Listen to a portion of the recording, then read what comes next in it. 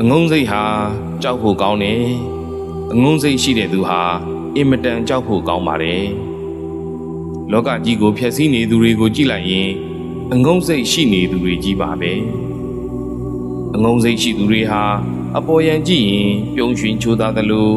စိတ်ကောင်းရှိသလိုထင်ရပေမဲ့အတွင်းစိတ်ကတော့အင်မတန်မှကောက်ကျစ်ဆင်းလဲနေတတ်ပါတယ်အငုံးစိတ်ဟာမနာလိုမှုကိုချင်းစားစိတ်မရှိမှုပညာဉာဏ်မပြည့်စုံမှုနဲ့စိတ်ကောင်းမရှိခြင်းကနေဖြစ်တည်လာတတ်ပါတယ်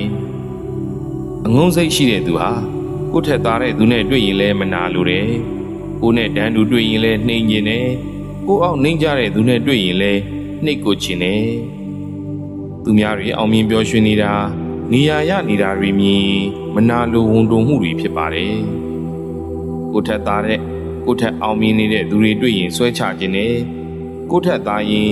အမျိုးမျိုးရုပ်မာခြင်းပါတယ်အငုံစိတ်ရှိတဲ့သူတွေနာမည်ကြီးလာရင်အောင်မြင်လာရင်နေရာရလာရင်အောက်ခြေလွတ်သွားပြီးပတ်ဝန်းကျင်ကိုဒုက္ခပေးတော့တာပါပဲသူတို့တွေဟာကောင်းဤဆိုဤမှန်ဤမှားဤတင်တော်ဤမတင်တော်ဤမခွဲကြနိုင်တော့ပဲဘယ်သူကိုမှဂရုမစိုက်ပဲသူတို့လှုပ်ချင်တာလှုပ်တော့တာပါပဲ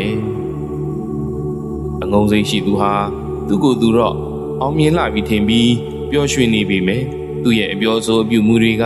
မြင်ရသူတွေကိုပူလောင်စေပါတယ်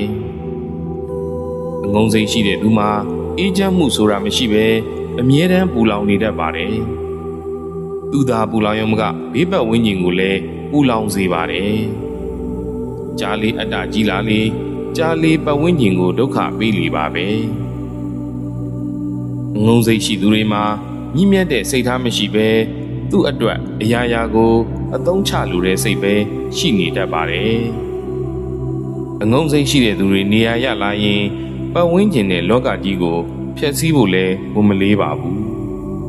တချို့အငုံစိတ်ရှိသူတွေကအငုံစိတ်ရှိသူအချင်းချင်းမြှောက်ပေးပြီးခြောက်စားမြောက်စားဟောက်စားပေါင်းစားနေတတ်တဲ့ဘယ်သူသေးငတင်မာရင်ပြီးရောဆိုတဲ့လူမျိုးတွေလည်းရှိနေတတ်ပါတယ်အခုနားထောင်ရင်းနဲ့အတွေးတွေနဲ့ဟိုလူကိုမြင်ဒီလူကိုမြင်နဲ့မြင်နေပြီမို့လားဘယ်သူကိုမှမမြင်ပါနဲ့ကိုအရင်မြင်ကြည့်ပါ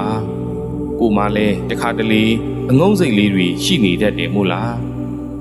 ကိုမှရှိတဲ့အငုံစိတ်လေးတွေကိုအရင်ပြင်ပါပြီးမှသူများကိုမြင်ပါကိုချင်းတရားကောင်းမှကိုချင်းစာတရားရှိမှသူတစ်ပါးအပေါ်မေတ္တာထားတတ်မှအသိဉာဏ်ပညာနဲ့ပြည့်စုံမှအငုံစိတ်ကိုပယ်